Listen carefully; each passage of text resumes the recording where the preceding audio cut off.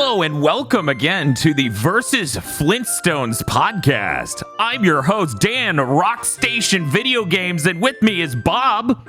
Hey guys. From GigaBoots, also Rockstation, we're not related. KZ Roxcellent from KZRoxcellent.com. I dislike my wife. Mr. Feel from Mr. Feel's Wild Stone. And Dr. Gold Brick Aggro. I'm gonna keep it real, Chief. After that ingredient list, I think I'd eat Schlump. Don't forget to yabba dabba do leave a comment and give us a gay old subscribe. We're here to compare the two juggernauts of sitcom television from the late 50s/60s. That's right, we're here to compare the Honeymooners and the Flintstones yet again. Yep. Just like every week, right? Definitely. This is like our 8th time. You'd think we'd get bored. No, there are 39 Honeymooners episodes. We will ride those out, and when we run out of those and have 120 plus more episodes of the Flintstones, we'll just loop. We'll just loop forever. The Flintstones versus GT podcast. There's only 39 episodes of the Honeymooners? Yes. Right. The Honeymooners is the product of a bunch of people seeing it over the course of, I think, 11 months and going 11. This has to define all television sitcoms for 70 years. That was the Reruns greatest are a bitch. piece of media ever made. Not everybody had a TV when they played it the first time. So they had to So trust them. every time families would get TVs, they'd see it for the first time. It was this constant rolling cultural epiphany. See, normally when you have a constant rolling cultural thing, it deadens the effect, you know? It numbs it a little bit. Normally you need the monoculture thing of it happened and we were all there that has been a lot of American culture for a while for it to work out. But in this case, it just kept being that cool thing. People are like, it's the best thing ever made. It's so funny when he says he's going to beat his wife. Implied spousal abuse is a timeless American pastime. Yes, it is. He's just sadly. like me for real? I do that. I have an important question. Shoot. Not to give too much away, but when you chose these episodes, were you aware they were structured identically? I'm going to be honest. I chose these episodes exclusively based on what is the best rated episode that isn't a holiday special, which knocked out the top 4 Flintstones episodes. I chose them based on IMDb rating. As it turns out, the other Flintstones episodes we passed up were 2 Halloween specials, 1 Christmas special, and a, hey, oh my God, it's the celebrity that's been dead for decades. Let's all watch as they perform a musical act in the Flintstones for minutes straight. And you can see why I thought maybe that would fall flat. So here we are. I cannot imagine that this is actually the best Flintstones episode, or even in the top 10. I know. To put this into a frame of reference for the people here, obviously, the people listening have not listened to either or watched either episode yet, so they have no idea. The Flintstones episode we watched was The X-Ray Story, and the Honeymooners episode we watched was Better Living Through TV. Flintstones comes in at 25 minutes, Honeymooners comes in at 30. The rating of The X-Ray Story, the 5th highest rated Flintstones episode based on IMDb, is 7.8. The Honeymooners episode, being the highest rated Honeymooners episode, is 8.9. That is peak media. It is. Television gold. Peak fiction has arrived 50 years ago. Like rated by the kind of people who are upvoting Flintstones and Honeymooners episodes on IMDb. What a fantastic system. Half the people who voted on this are not alive anymore. They made it just barely to the creation of IMDb. Yes, they made it there and did it at their local library. And then when they clicked the left click, they crossed their arms and turned to dust.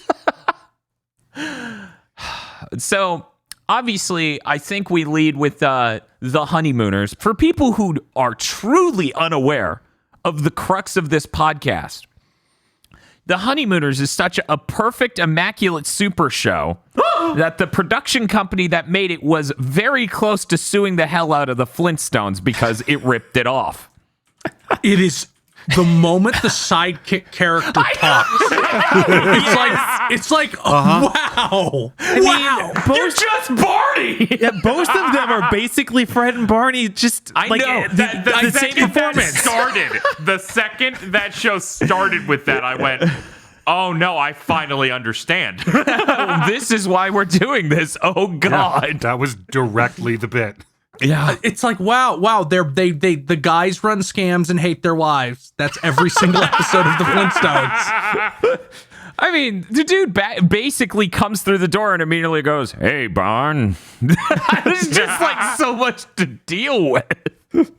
It's really quite impressive. But yeah, the guy, to make it even more perfect for people, the guy who plays the main character is the person who created the show, credited as created by for the Honeymooners, and has the production company who made the show.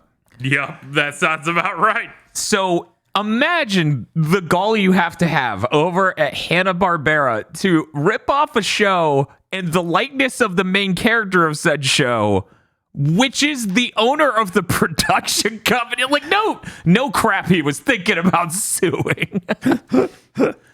It's like, that's all me. I'm like, wow, Project Daco, but live action in the U.S. 30 years sooner. The future's been stolen, Dan. That man could be on Fruity Pebbles right now. And Jackie Gleason's Fruity Pebbles. I eat them in between cigarettes. The only reason Jackie Gleason didn't sue is like the Flintstones is really popular. It would give me negative publicity to rip it off the hair. Yeah, no. He literally only stopped because somebody told him, you don't want to be known as the guy who took the Flintstones off the air. Yeah. But imagine Okay, now what this rip-off is- Flintstones we would have instead. Now this is funny. Uh-huh. Apparently, the Honeymooners was partly the inspiration for Keenan and Kel. Yes. That checks out. That Yeah, absolutely checks 100%. out. Holy shit. Yeah, thinking about it, it's like you have the fat one who wants to always run scams, and you have the skinny one who's a dipshit. Yep. Yeah, Cal is the definitive Barney. He loves You orange described soda. American comedy. That's how we've been doing it. For 70 years of comedy, all from this fucking show. All for one that flamed out in 11 months. Actually did exceedingly well. I don't know why it didn't get renewed. That seems very bizarre. The funny you can thing go is, back before this to find that format. I mean, this is just Abbott and Costello. I mean, it's true, but now we have created the sitcom cornerstone of America. Yeah. One of the most impressive Can things. hear aggro dying. One of the impressive things about this is that when you go and look up information about the Flintstones, they're like, yeah, they were really disappointed because Tom and Jerry had both like kid and adult appeal in theaters and stuff, but they couldn't figure out how to get that again because they tried, what was it, Huckleberry Hound and one other piece of shit. Oh my God. And it only appealed to kids. So they're like, how do we appeal to both? I know. Steal it. Yeah, I was like, what else besides Huckleberry Hound? Top Cat? No, Top Cat's way better. Yeah, Top Cat is absolutely way is. Droopy. Maybe. Let me check real quick here. The Quick Draw McGraw Show. Yeah! Hell yeah. That would Oh, work. God. So there we go. Yeah, no, it's really impressive. I guess it worked. The Flintstones went on to have 170 episodes or something, and Jackie Gleason sat in his cuck shed and dealt with it. I guess. Something that like you brought up during us watching it was Flintstones is like a cartoon that's for kids and adults, and I didn't really perceive that until we watched this episode. I was like, okay, yeah, I do totally see that this is very much geared towards adults. Yeah. Like all of them are adults, and they are talking about situations that only an adult would really experience. A kid wouldn't freak out as much about having to stay awake. No, it's cool because a kid wouldn't freak out about staying awake, but they also wouldn't understand taking a pet to the vet. I love so many layers of like, hey, Dino's dying. And he's like, yeah, I'm dying. I'm under a fucking boulder. Come here and drive Gino to the vet. And he's like, okay. And then they do the weird bit, which I will never understand of, so I drove my boss's car?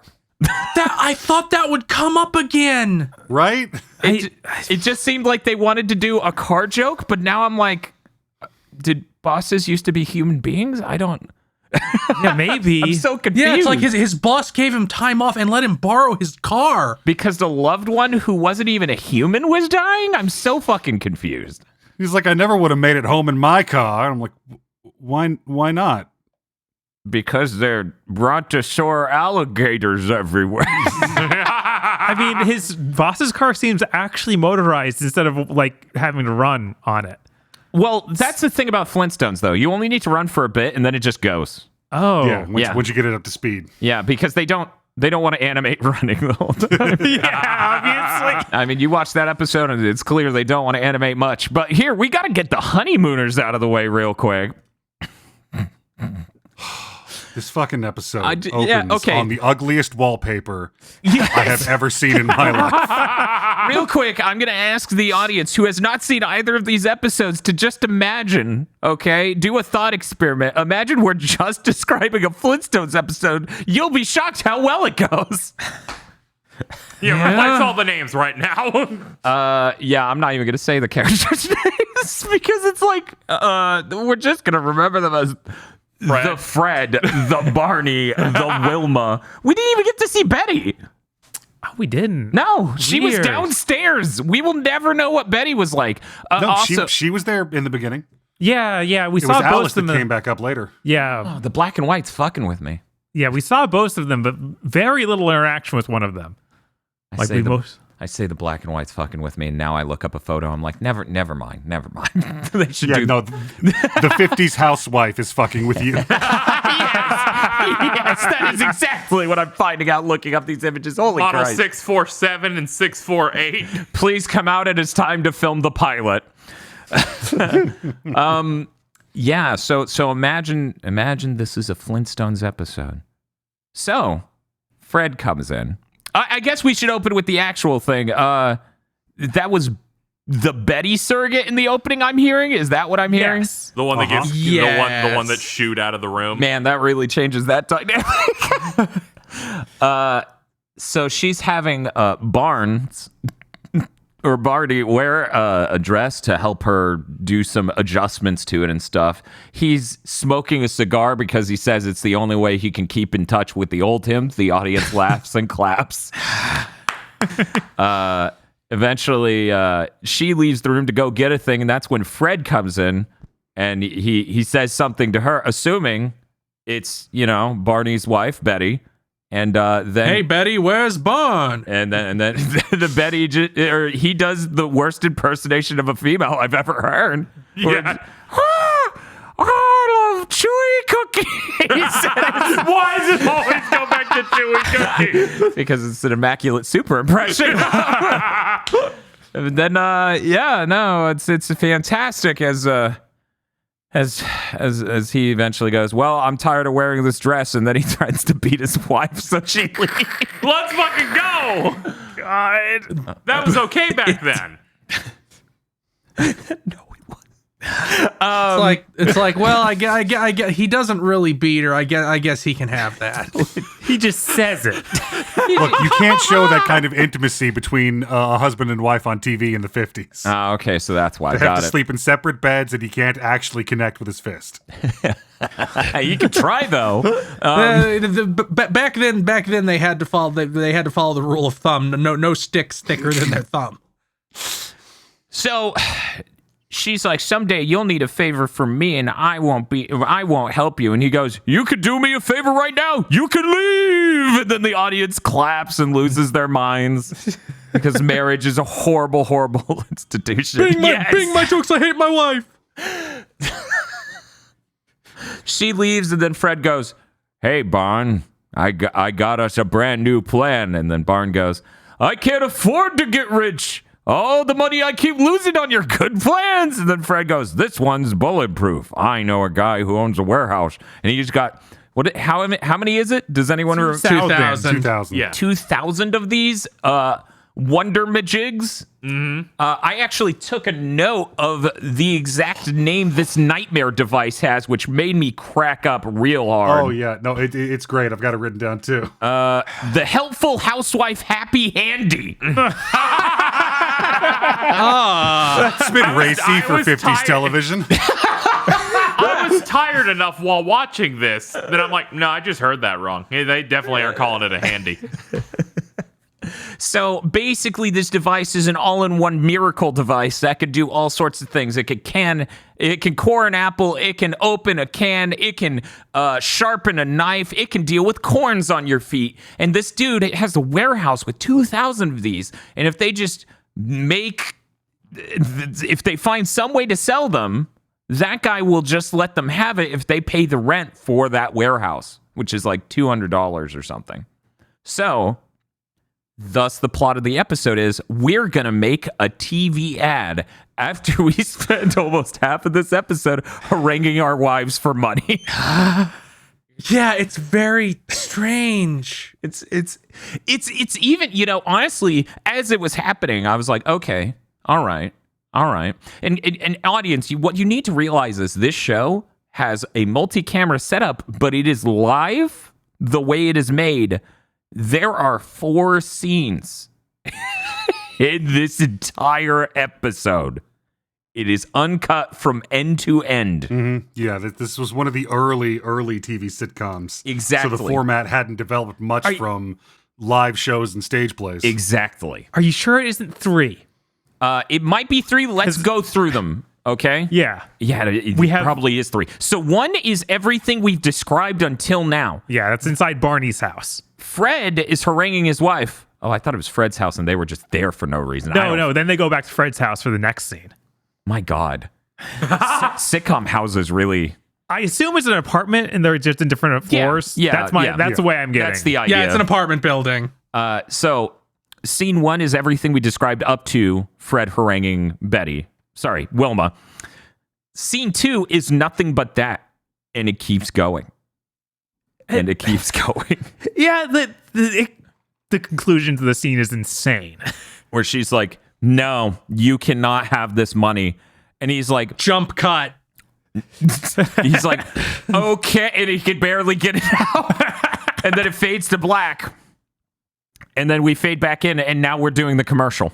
It is never explained where the money came from. He said he would borrow it. He's got the money somehow.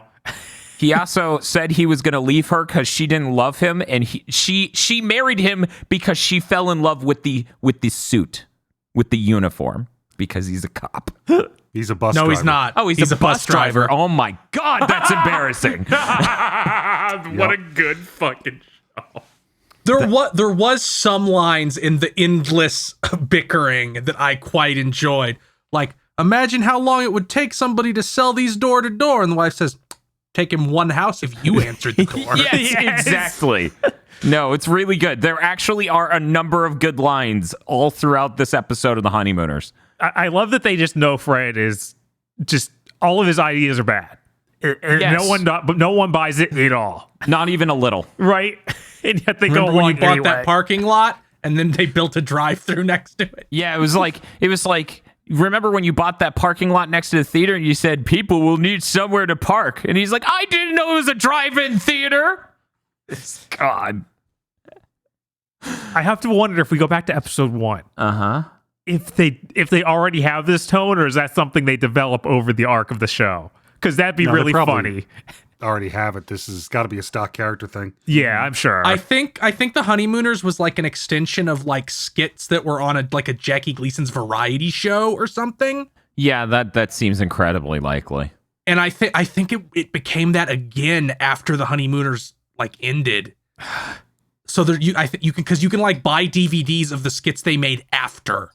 Weird. Huh. Yeah, so they get to the rehearsal. They're like, we need to rehearse the commercial, because for people who don't know, the commercials are live. They're going to do this live. So they need to perform their lines perfectly. So they're on set. They're trying to go through the steps. Basically, Barnes sits there, stares into the camera, and he goes, oh, modern cooking is so complicated. And if you think my voice is extremely far removed, I encourage you to watch this episode anyway. Right? It's so complicated. Art Carney sounds like a guy doing an Art Carney impression, is the only way I can describe it. Yeah, that is how it sounds. I got kids over here, apples over there. What do? I'm grabbing my nuts. And then Fred just walks in and he's just like, hello there, puny chef. And then, Barney just goes, who are you? And he goes, I'm the chef of the future. We He's get like, a scene "Oh, that's okay." just like the exact same joke over and over again for 10 minutes. Yeah, Yes. you're not wrong. There's a little bit of variety. There's a little bit of like, it works to do this thing, and then he moves the device too fast, and a part of it goes flying off.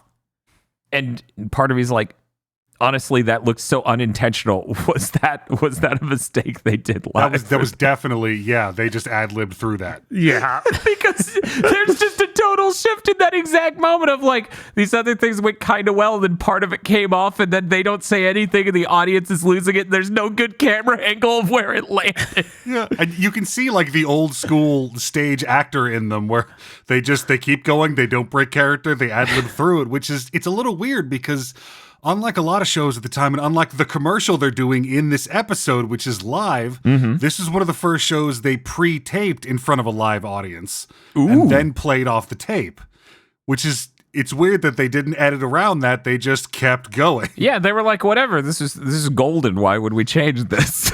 That's why it's got the 8.9, guys. That is definitely why.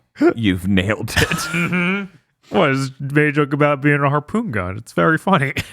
So then we do the coring the apple bit, and he's like, okay, now don't actually core the apple during rehearsal. You'll need to do that live. And he goes, oh, okay. I'm coring an apple. And he's like, now watch this. Oh, it's so easy. And then right as they finish that, that's when somebody comes up, one of the production members, and they're just like, hey, the show that's airing right now is going to commercial break. You're the third commercial. You need to get off the stage because we're going to do this. And Fred, who had been trying to warn Barney that, stage fright's a thing and rehearsal's important because he's a weak-minded simpleton. He's going to get scared when we go live. Starts pissing and shitting his pants. Barnes like, okay, let's go. Let's do this. All right. There are going to be millions of people watching, and they're all going to be looking at us and judging us. Let's do this. We got this. And then they go live. The entire rest of the episode is just Fred shitting his pants and the device not working. I think I brutally summarized. You haven't. Right. That's all it is. Like, I can't even remember how many variations of this they do because they do it like 4 times. It's Kept waiting for like a resolution. No. Yeah, there's No, no the resolution. episode It just stops. yeah, no. They're like, we're out of tape. Bye. I think Barney yells something about how much he lost money again. There's a couple good moments in there where but yeah, I could describe the bits real quick. It's supposed to be a can opener, and Barney is just like, oh, can opener, very, very helpful. Go ahead and show that. And he starts to just stab the can over and over. And it's like, this is so embarrassing. They get to the corn apple bit, but he's like, how about you, the puny chef of the past, core that apple, and then I will show you how we do it in the future. And Barn is just like, he just tears out that core immediately. It's fucking knife in it, boom, boom, boom, done. And he pops it out and he's like, okay, done. And Fred just shits his pants and he's like, okay, I'm going to do it now. He shoves the device in and just rips the apple in half. And aside from that, I don't remember anything else. I remember Fred made some good faces. Oh, yeah, no. There were lots of like horror. Oh, yeah, no. The faces Jackie Gleason makes while crapping his pants. And injuring But it's himself. Jackie Gleason mugging. It's what he does best. Yes. It was fantastic.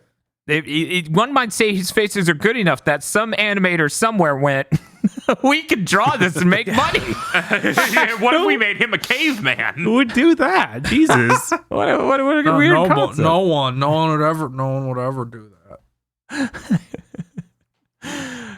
Yeah, and as we already said, the episode just ends, guys.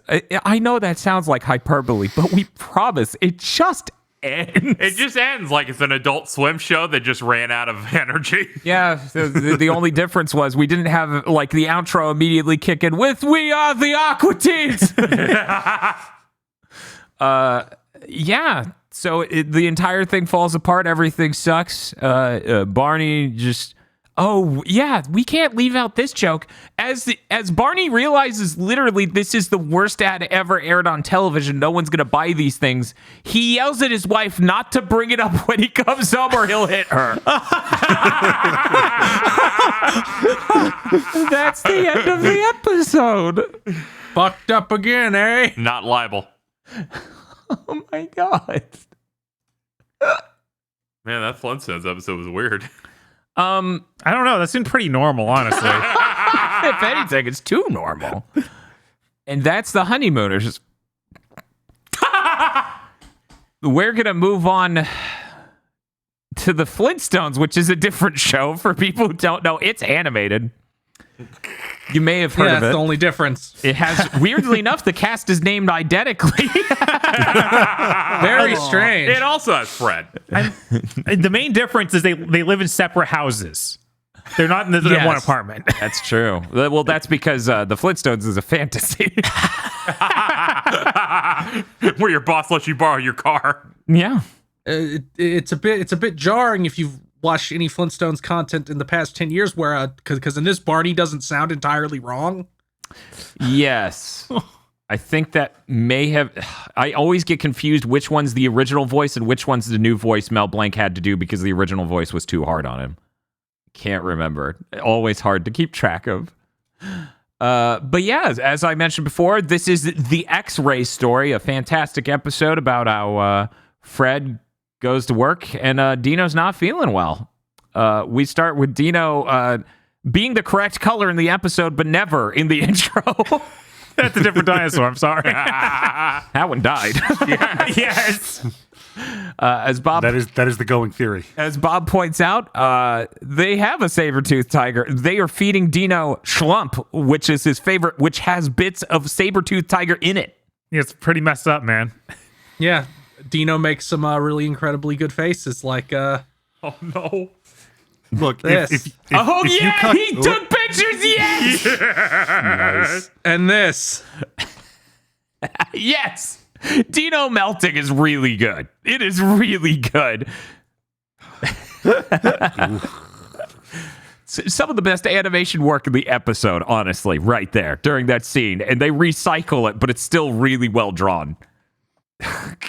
So, Fred Flintstone, voiced by Jackie Gleason impersonator, comes out. Wilma, well, actually, no, he's already at work when this happens. Wilma and Betty talk about the fact that Dino won't eat a schlump, and they're like, "What's schlump?" And then they read the ingredients, and Betty's like, "Ooh, I wouldn't eat that. How about this, Dino? I won't eat your schlump if you don't eat my T-bone steaks." And Wilma's like, My pet is dying, you asshole.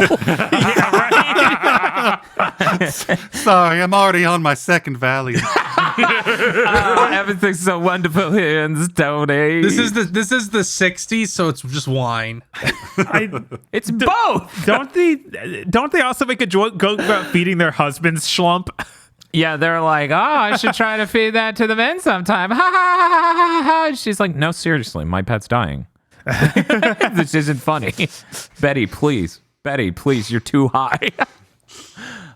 So after she determines that, man, this could be something serious for Dino, we need to get Fred. We need to call in the Fred. She gets on the phone. Fred's at his job, construction work where he moves boulders around. He works in a quarry. He works in a He quarry. has a driver's license. He drives. Oh yeah, women weren't allowed to have those back then. Oh, I didn't. Is that true? didn't think- God. No, I No, didn't. no, Bob.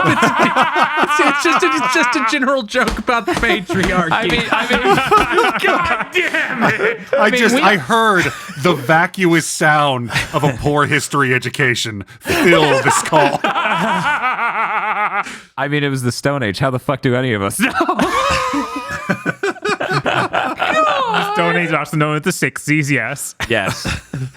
Yeah, no, she's like, hey, Fred, you need to come home. Why do I have to do that? I'm dying under this boulder that cavically fell on me. And she's like, Dino, you won't eat a slump.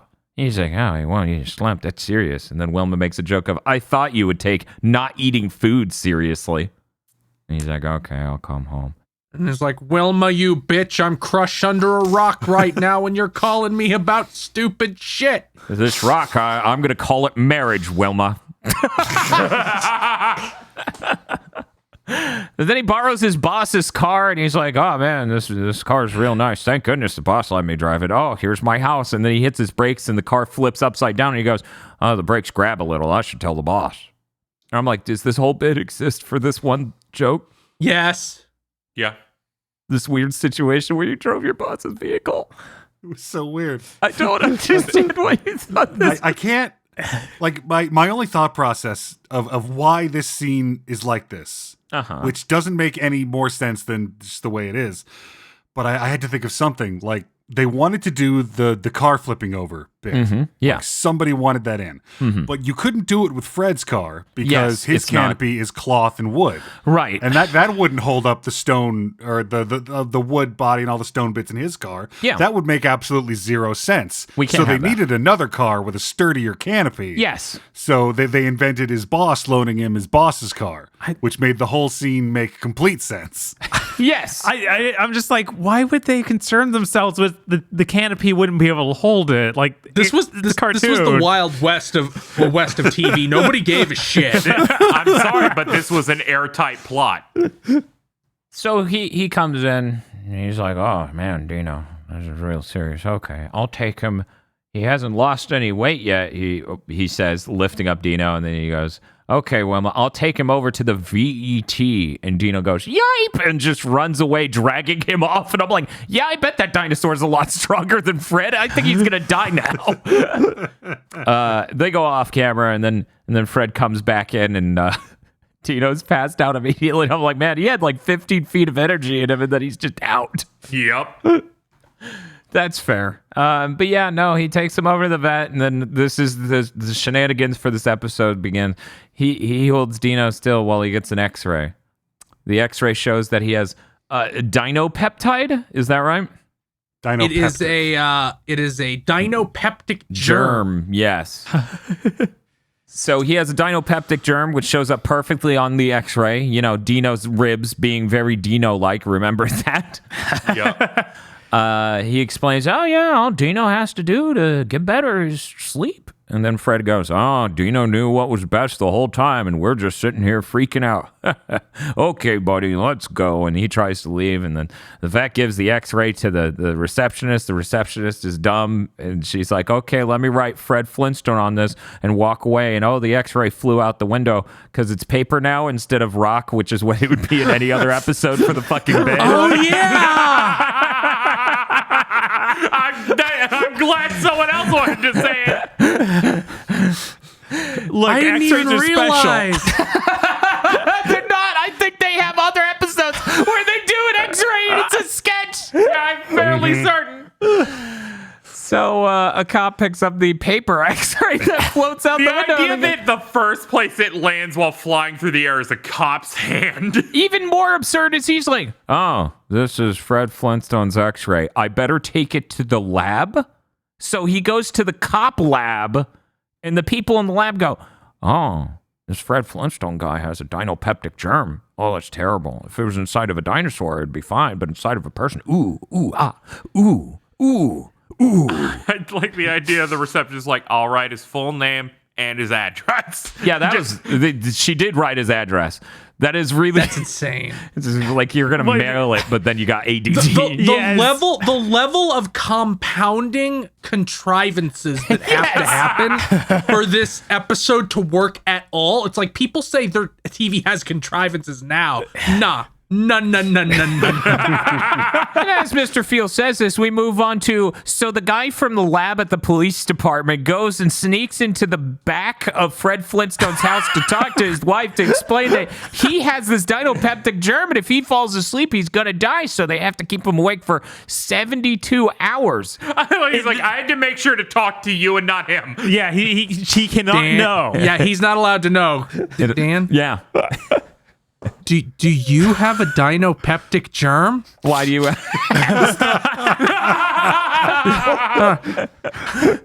Bob sneaks into the back. He's like, Tosh, Dan has to stream all 3 Dark Souls games in one sitting or he'll die. Let's go, baby. Yeah, that feels a lot like the skates scene later in this. Yes. Oh, man. So, police be sneaking up backside Fred Flintstone's house to talk to his wife. And, he explains and he goes, yeah, that's real bad. Anyways, here's the x-ray. Good luck with your husband. He's probably going to die. Keep him awake. Anyway, goodbye. And then Wilma's like, oh, I got to talk to Betty and explain to her. Betty's like, oh, okay. Oh, that's terrible. I don't understand science either. That's terrible. I can't look at this X-ray and see that it's That's a dinosaur. a fucking dinosaur. All I see is there's a little dude inside those bones. Fred, Ribs is ribs, all right? Fred, what a strong tail you have. You can see it behind the ribs. Somehow you can't see Fred behind the ribs. He must have been wearing his lead loincloth or whatever. Who knows? Yes. Yeah, look, I don't know what that beam was. It wasn't an X-ray. It was a visible beam. Yeah. It made a full color photo of just a rib cage and this one parasite. Dino got momentarily high while it was being emitted. That was pretty good too. That was like second place animation for me in this episode of Dino's eyes lighting up and him going wom wom wom. He got a bit hypnotoady. Yes. But yeah, no, that's. So Betty's like, okay, well, dude, I'll get Barn to help as soon as he gets home. And then they have a giant thing of ribs. And Barn's like, oh, this was perfect, Betty. I'm going to go to sleep. Betty's like, no! He's like, why?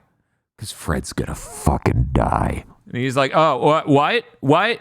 And she's like, okay, I'll explain. And she explains briefly. And he goes, oh. And then they fade to black for a commercial. And then they come back and she goes, and now I've explained it. I'm like, you did that before the commercial break. But they repeat some of the information for the audience.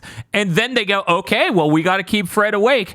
We cut to the Flintstone residence where Fred's like, oh, I got crushed by a rock and worried about my dog today. It's been a long day. I'm take a hot bath, a hot shower, and go to sleep. And he's got his loafers on and whatever, and he's just ready to go to sleep. Wilma's like, what are you doing? And he's like, I was taking a nap. Did they pass a law against that? And then he clenches his fist, but you can't see it. It's off camera. Oh. Then we mysteriously cut away and cut back, and everything's fine. And everything's fine. Don't ask. Wilma covers up more after this scene. It's very strange. She's wearing a big hat.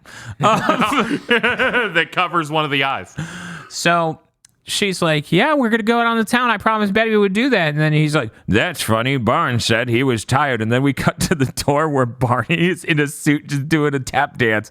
And Fred just gets violent. Immediately, 0 to 60, he's just like, I'm gonna kill you, Barney Rubble, you sleepy son of a bitch. Don't you lie. I wanted to go bowling, but you were too tired, but now we have to go dancing? I hate you. You have betrayed me. But, he doesn't kill Barney. And then they have to go do shenanigans. And I'm going to be honest, audience, this is where the rest of the episode becomes the same thing as the ending bit as the Honeymooners, where they do the same joke 17 times. The same joke 17 times for 10 fucking minutes. 12 minutes. Who can honestly say what happened and in what order?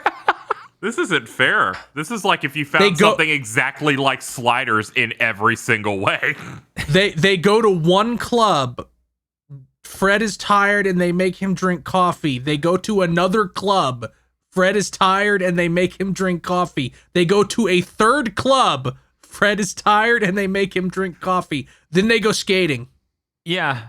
And they sneak the skates on him, and he's just like, "This isn't home. These aren't my sleepers. How did I get here?" And he's like, "I'm going home." And Barney's like, "I took the gas out of his car." "Yeah, that was hilarious." He's like, "That's it. I've had enough of this.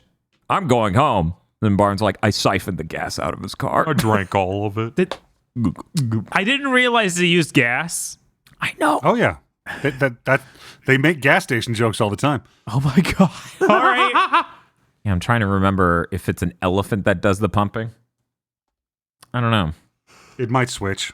I probably. clearly have not watched enough Flintstones. I need to actually. educate myself. Actually, maybe, just maybe you have. Who knows? Who knows if every episode is we will now make the same joke for 10 minutes straight. But there's a really good joke incoming. So they walk home. Fred's tired of the shit. He's like passing out while walking. And then he gets to his doorstep and he lights up like a fucking Christmas tree and he starts running into his house. And they're like, Fred, you can't go to sleep. He keeps passing out. And they're like, I think it was Barney. Barney's like, "I've got a plan. You ever watch A Clockwork Orange?" So then he uses toothpicks to pry open Fred's eyes. It's such a terrifying image. I'm like, that should probably be in the thumbnail. Oh man. Terrifying, absolutely terrifying image. And then his eyelids are so heavy, they snap the toothpicks in half and just launch it out. They go, "Okay, this is it. We can't even keep him up for a minute anymore. We got to tell him what's up." And they go, "Fred, you're going to die of a dinopeptic germ. You have to stay awake." And he goes, "What? I'm going to die. I'm going to die. Bring me coffee. The coffee makes me strong." It becomes Dan. Yeah, I was like, I need to edit these to be Monster energy drinks and just dump this over. Yeah. He keeps chugging the coffee. They're like, yeah. Oh, yeah. Keep the coffee going. There's no way his heart will just give up. And then, that's a small price to pay for staving off the dinopeptic germ. and then he goes, "Wait a minute. Dinopeptic germ. That's what Dino has." And then it's like, okay, Right. episode over. Thank you all for... Yeah, It's he like, falls whoa, down. what doctor? Well, the doctor with your X-ray. Bitch, I didn't get an X-ray. Yes! Tell me the whole story. I was surprised by Well, a how cop snuck into your house. So a cop came up behind. Oh, yeah. That's normal. Okay, sure. But yeah, like how competent Fred is in understanding the situation and like fully grasping it and be like, "Wait, this doesn't make any sense." Well, there's only 30 seconds left in the episode, Bob. So he got the buff. Right? He receives enlightenment. The touch of God on his brain to give him the ability to see through bullshit. I'm now like, I have to watch other old shows, be like, were they all like this? Where it's just like, we have one idea. Go. We have two scenes. The first scene lasts 10 minutes, and the second scene also lasts 10 minutes. And they're both the same thing over and over for those 10 minutes. Our idea can run its entire course in 180 seconds. This will be a full show. See, the neat thing about the Flintstones over the Honeymooners is they can show multiple locations. True. Yeah. We showed a waiting area that we didn't even talk about this joke. Fred was sitting on the tail of a saber-toothed tiger, I believe. The saber-tooth just Yes. lifts him up by his head and removes its tail. We got to see that. We got to see the vet's office. We got to see the road where a cop was. We got to see Fred's job. We got to see a lot of things. In the Honeymooners, we got 3 shots. We did. 3 immaculate shots. In my head, the Honeymooners takes place on like an action set for like a child's toy set from the 80s, and the lower part of the apartment is the TV studio. Well, yeah. It has to air. It has to be filmed in front of a live studio audience. Yes. Got to be able to move the chunks as quickly as possible. Yeah. God. So that's really... What a horrible idea. It was cutting edge. Someday they'll be looking at the quality of Twitch streams nowadays and be like, God, what a horrible idea. Why would you use so few bits? I would simply stream 1 gigabit of video data. That'll definitely happen someday. Hey, this type of stuff is smart. Moving between sets, live studio audience. Sony did that for their last E3. Yeah, I was thinking about that. Oh. And they're like, move on to our other set. But yeah, that's basically it for the Flintstones episode, The X-Ray Story. So we've come to the important part that we do on every episode of the Honeymooners versus the Flintstones podcast. Mm-hmm. Which one won out? Is it The X-Ray Story, the Flintstones episode, or is it Better Living Through TV, the Honeymooners episode? We're going to go ahead and start with Dr. Agro. Dr. Agro? I mean, while the Honeymooners episode had a tremendously greater amount of illicit sexual tension, I really feel like the X-Ray Story is just a better executed episode of TV. I see where you're coming from there. Absolutely. It's better executed. I think people can say that. For sure. That is an objective fact. Is it as funny? I don't know. But it also implies less spousal abuse. So, there are upsides and downsides. So, okay, that's going to be 1 point for the Flintstones from Dr. Agro. We now go to KZ. I've been mulling it over all day. I know it's hard. It's serious stuff, yeah. And I'm going to have to give my vote to the Flintstones. My reasoning being there are so many more locations on display. And they also didn't care if something did not make sense at all in its concepts, in its situations. Everything that starts from that vet office is bullshit. And that only improved my experience. I'm glad you also noticed that should have been on stone and not paper. Yeah, no, it's absurd. That's when it locked in where I'm like, what? do they ever use paper in the Flintstones? They should have had it on stone, and then some guy inexplicably walks up, picks it up, takes it outside, and goes, "This isn't mine," and puts it down on the sidewalk for the cop to find. We now go to Bob. Bob, This is actually, they're very close. I know. Like, And similar. neither is what I would call good TV. But I'm going to give the edge to the Flintstones because I enjoyed some of Fred's wanting to murder everyone. Yes. That came out during those sequences. Real life Fred was also pretty good with threats of "Don't talk about this or I'll hit you." But Fred's just so good. So yeah, I'll give it the slight edge. Okay. It's very close though. Which one of these two red circles drawn by an 8-year-old is better? Okay, we're gonna go to Mr. Feel. Feel. The Flintstones episode had a lot of contrivances. The Honeymooners episode didn't give a shit and was just like, no, we'll just resolve this with jump cuts. So I have to give this. Give this to the Flintstones. Okay. We solved it with jump cuts.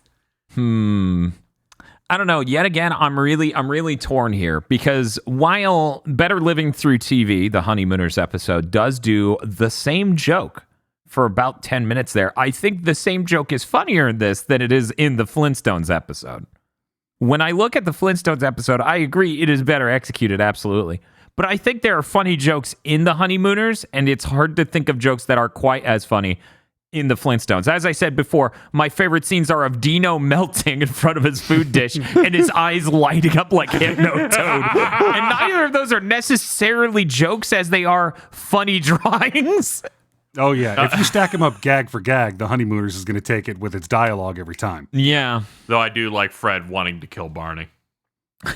It's understandable. This dude is like, you're asking me to leave my house past 6 p.m. I'm gonna end your life. Yes, That's how I feel. That is a timeless thing. there's something really funny about that, but I'm deeply mortified and interested in the Honeymooners. Maybe this is because of an upbringing of seeing too much of the Flintstones. I have seen this episode before at least 3 times, I am certain. Oh my god. I watched a lot of Cartoon Network. I don't know what to tell you. There was an era on Cartoon Network, for the younger viewers out there, there was an era on Cartoon Network where they didn't have original programming yet. I don't know how I Yep. always missed this. I only saw Scooby-Doo. Interesting. Yeah, there's that period where it was like a bunch of old stuff and they had like 4 shows. It's really funny because you're like, I watched a lot of Scooby-Doo, and I'm like, but you came out of that being like, I love Scooby-Doo. I love when they try new Scooby-Doo. And I came out of the Flintstones going, it's the Flintstones. Well, this isn't fair. Scooby-Doo is a perfect piece of media. Here's my thought, okay? Here's what would change my opinion, because I'm gonna give one vote to the Honeymooners. Okay. Here's what would do it, I guarantee. Because there's a real missed opportunity. As I said, one of the most impactful drawings of Fred in the whole episode is his eyes being held open with the toothpicks. If they gave Fred, on an animation level, the energy Jackie Gleason has, if they gave him the performance and the funny drawings that Dino has more consistently, the Flintstones would have been the funniest show ever made, probably. Look, Dan, that unfortunately goes against everything Hanna-Barbera stands for. Yes, it does. Also, I feel like maybe if I watched, let's say, all of the rest of the Honeymooners, it would be more fair to the Flintstones. Yes. Because I was reading through the descriptions. I did a lot of research. It sounds easy, right? Oh, Dan just picked the most highest rated. No, it wasn't easy. I dug through seasons and seasons of episodes going, this is the new highest. This is the new highest. This is the new highest. Oh, these are all holiday episodes. Do it again. When you look at the ratings on Better Living, on Honeymooners, right? On average, they have much higher ratings, which is bizarre. The Flintstones slums it up with 7s and 6s a lot of the time. It's very, very bizarre. But as I'm doing this, as I'm digging through these episodes, I'm like, oh my God. I think I have literally seen every episode of the Flintstones at least 2 times. That's fucked, man. I did not see one episode where I didn't know how it went.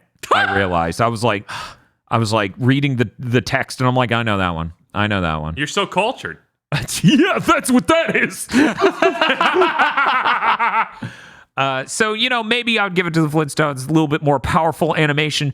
I think one of the interesting things with the Honeymooners is I think that's a better live-action Flintstones than the Flintstones live-action movie, probably. I disagree. That thing's a masterpiece. That's why they made another. I need to watch it again. I remember it being neat. But maybe I'll just have to watch it again. They